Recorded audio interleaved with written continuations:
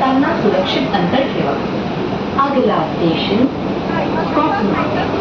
दरवाजे बाई तरफ खुलेंगे. कृपया उतरते समय सावधानी बरतें.